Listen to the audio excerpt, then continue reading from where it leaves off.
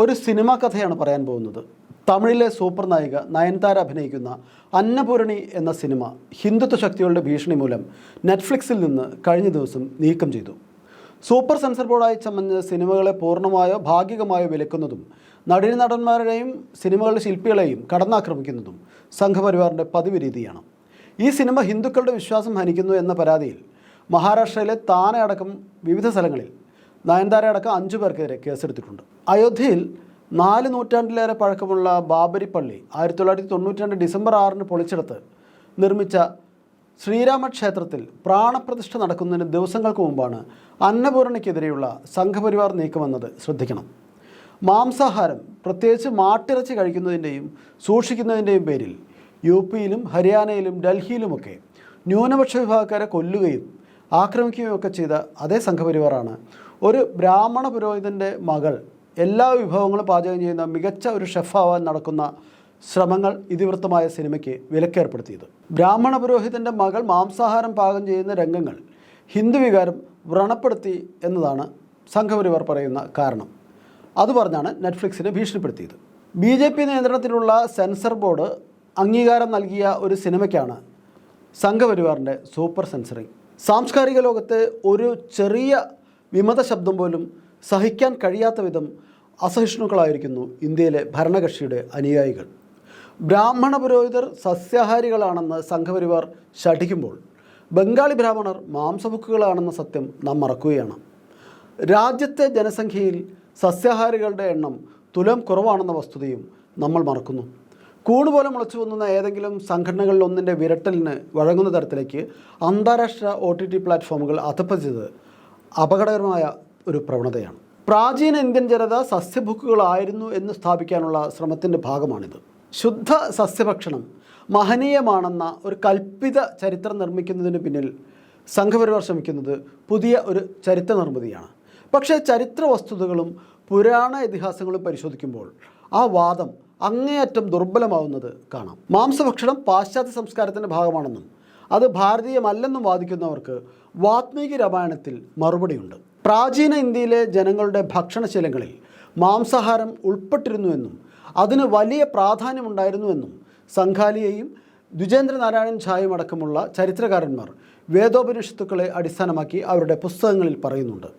മൃഗബലി ആദ്യകാല ആര്യന്മാർക്കിടയിൽ വ്യാപകമായിരുന്നു. ഇന്ദ്രൻ, അഗ്നി, സോമ എന്നീ ദേവന്മാർക്ക് ബലിയർപ്പിക്കപ്പെട്ട കന്നുകാലികളുടെ മാംസം ഭക്ഷണത്തിന് പ്രിയപ്പെട്ടതായിരുന്നുവെന്നും ഋഗ്വേദം പറയുന്നുണ്ട്. ഇന്ദ്രന് നിവേദിക്കാൻ കാളയിറച്ചി വേവിക്കുന്നതിനെക്കുറിച്ച് ഋഗ്വേദത്തിൽ പറയുന്നുണ്ട്. അഗ്നിദേവനെ കാളയെയും മച്ചിപ്പശുവിനെയും ഭക്ഷണമാക്കിയിട്ടുള്ളവൻ എന്നാണ് ഋഗ്വേദത്തിൽ വിശേഷിപ്പിക്കുന്നത് എന്ന് DN ഝായുടെ the myth of holy cow എന്ന പുസ്തകത്തിൽ പറയുന്നു. വേദോപനിഷത്തുക്കളിലും വാത്മീകി രാമായണത്തിലുമുണ്ട് മാംസാഹാരത്തിൻ്റെ ആധിക്യം. ശ്രീരാമനെ മര്യാദാ പുരുഷോത്തമനായി വാഴ്ത്തുന്നതിന് ആധാരമായ ഹിന്ദുമതവിശ്വാസികൾ ആദരിക്കുന്ന വാൽമീകി രാമായണത്തിലുമുണ്ട് അതിലെ കഥാപാത്രങ്ങൾ മാംസാഹാരവും മദ്യവും ഒക്കെ കഴിച്ചതിനെക്കുറിച്ചുള്ള പരാമർശങ്ങൾ. വാൽമീകി രാമായണം അയോധ്യാകാണ്ഡത്തിലെ 91-ാം സർഗത്തിൽ ഭരതനും സൈന്യവും ഭരദ്വാജ മഹർഷിയുടെ ആശ്രമത്തിൽ തങ്ങിയതിൻ്റെ വിവരണത്തിലാണ് മദ്യത്തെക്കുറിച്ചും മാംസാഹാരത്തെക്കുറിച്ചും പരസ്ത്രീ സംസർഗത്തെക്കുറിച്ചുമുള്ള വിശദമായ പരാമർശങ്ങൾ. ഭരതനെ പോലെ ഒരാളെ വേണ്ട വിധം സൽക്കരിക്കുന്നതിന് മഹർഷി വിശ്വകർമാവിനെയും മറ്റും പ്രാർത്ഥിച്ചതോടെ കാട് രാജധാനിയേക്കാൾ സമൃദ്ധി നിറഞ്ഞ ഒരിടമായി മാറി. ഇതാ മഹർഷിയുടെ പ്രാർത്ഥനയിൽ നിന്നുള്ള ഒരു ഭാഗം. അന്യാസ്രവന്തു മൈരേയ സുരാമന്യ സുനിഷ്ഠിത. എല്ലാ നദികളും തൻ്റെ ആശ്രമത്തിലേക്ക് ഒഴുകട്ടെ എന്ന് പ്രാർത്ഥിക്കുകയാണ് ഭരദ്വാജ മുനി.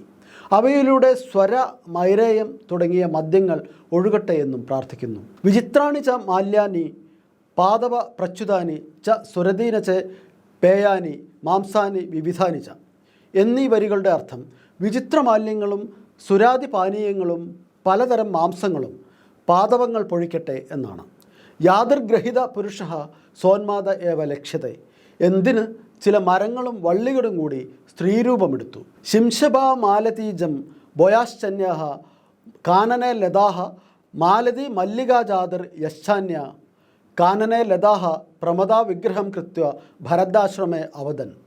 തുടർന്ന് ലാവണ്യവതികൾ പറയുകയുണ്ടായി. സുര സുരാപ പിബത് പായസം ച ഭുഭിക്ഷിത മാംസാനിച സുമേധ്യാനി ഭക്ഷ്യന്താം യാവതിച്ഛത എന്നീ വരികളുടെ അർത്ഥം മദ്യം വേണ്ടവർ മദ്യം കുടിക്കിൻ എന്നാണ്.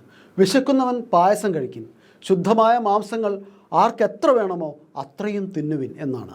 കുതിരക്കാരൻ കുതിരയെയും ആനക്കാരൻ ആനയെയും അറിയാതായി എന്നാണ് മദ്യലഹരിയിൽ ലക്കുകെട്ട സൈനികരെ കവി വിവരിക്കുന്നത്. അപ്സരസ്സുകളുമായി ചേർന്ന് സർവ്വ കാമങ്ങളും സാധിച്ചതിനാൽ തങ്ങൾ ഇനി അയോധ്യയിലേക്കോ ദണ്ഡകാരണ്യത്തിലേക്കോ ഇല്ലെന്നായി അവർ. സ്വർഗോ യമതി ചാബ്രുവൻ, ഇതുതന്നെ സ്വർഗം എന്ന് അവർക്ക് തോന്നി. ഭരതൻ ഈ സൽക്കാരത്തിൽ പങ്കെടുത്തതായി വാൽമീകി പറയുന്നില്ലെങ്കിലും ഭരതൻ്റെ സേവകർക്കും സൈനികർക്കും മന്ത്രിമാർക്കും വേണ്ടി ഈ അരങ്ങൊരുക്കിയത് തപോധനനായ ഭരദ്വാജ മഹർഷിയായിരുന്നു.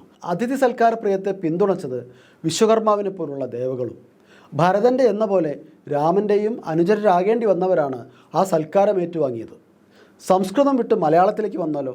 ഇനി പറയാൻ പോകുന്ന ഭാഗങ്ങൾ കൊളാടി ഗോവിന്ദൻകുട്ടി പരിഭാഷ ചെയ്ത വാൽമീകി രാമായണത്തിലേതാണ്. പ്രഭാത് ബുക്സാണ് അത് പ്രസിദ്ധീകരിച്ചത്. സീതയെ തേടി ഹനുമാൻ ലങ്കയിലേക്ക് പോകുന്ന ഭാഗമാണ്. അതിൽ പറയുന്നു, ഐരാവതത്തിൻ്റെ പുറത്ത് ദേവേന്ദ്രനെ പോലെ തൻ്റെ ചുമലിലിരിക്കുന്ന രാമചന്ദ്രനെ അധികം താമസിയാതെ സീതയ്ക്ക് കാണാനാകുമെന്ന് ഹനുമാൻ ഉറപ്പ് കൊടുത്തു. സീതയുടെ വിയോഗം കൊണ്ട് രാമൻ അതീവ ദുഃഖിതനാണ്. സീതയെ പിരിഞ്ഞതിൻ്റെ ശേഷം വേണ്ടവണ്ണം ഭക്ഷണം കഴിക്കാറില്ല. മാംസം, തേൻ എന്നിവ സ്പർശിക്കുന്നത് പോലുമില്ല. ശ്രീരാമൻ മാംസം കഴിച്ചു എന്നാണ് വാൽമീകി രാമായണത്തിൽ പറയുന്നത്. അടുത്ത ഖണ്ഡികയിൽ പറയുന്നു, മാരുതിയുടെ വാക്കുകൾ ദേവിയെ ആശ്വസിപ്പിച്ചു. തൻ്റെ നാഥൻ മാംസാദികൾ ഭക്ഷിക്കുന്നില്ലെന്ന് അറിഞ്ഞപ്പോൾ കാന്തൻ്റെ ദേഹസ്ഥിതിയോർത്ത് ദേവിക്ക് ഉത്കണ്ഠയുണ്ടായി. അതായത് ശ്രീരാമൻ മാംസാഹാരം കഴിക്കാൻ കഴിയാത്തതിൽ സീതാദേവിക്ക് ഉത്കണ്ഠ വന്നു എന്നാണ് വാൽമീകി രാമായണത്തിൽ പറയുന്നത്. മറ്റൊരു ഭാഗത്ത് ഇങ്ങനെ പറയുന്നു, കാളിന്തി കടന്ന് കൊടുങ്കാട്ടിലെത്തിയ സീതാരാമലക്ഷ്മണന്മാർ ശ്രേഷ്ഠ മൃഗങ്ങളെ വധിച്ച് അവയുടെ മാംസം ഭക്ഷിച്ച് സംതൃപ്തി അടഞ്ഞു. സീതയും ലക്ഷ്മണനും രാമനുമെല്ലാം മൃഗങ്ങളെ കൊന്ന് മാംസം ഭക്ഷിച്ചതിന് ഇതിൽ കൂടുതൽ എന്ത് തെളിവ് വേണം? ഇതിൽ തന്നെ ഈ പുസ്തകത്തിൽ അയോധ്യാകാന്ഡത്തിലെ ആ ഭാഗം പറയുന്നുണ്ട്. പച്ചക്കറി വിഭവങ്ങൾ അനേകം പന്നി, ആട് മുതലായവയുടെ മാംസക്കറികൾ വേറെയും ഈ സൽക്കാരത്തിൻ്റെ വിശേഷണങ്ങളാണ്. മദ്യവും മാംസവും എല്ലാം കഴിച്ച ആ സൽക്കാരത്തെ വാൽമീകി വിശേഷിപ്പിക്കുന്നത് കൊളാടി ഗോവിന്ദൻകുട്ടി ഇങ്ങനെയാണ് പരിഭാഷപ്പെടുത്തിയത്. പാശ്ചാത്യരോ മുഗളന്മാരോ അല്ല ഇന്ത്യയിലേക്ക് മാംസം കൊണ്ടുവന്നത് എന്നതിന് ഇതിൽ കൂടുതൽ എന്ത് തെളിവ് വേണം?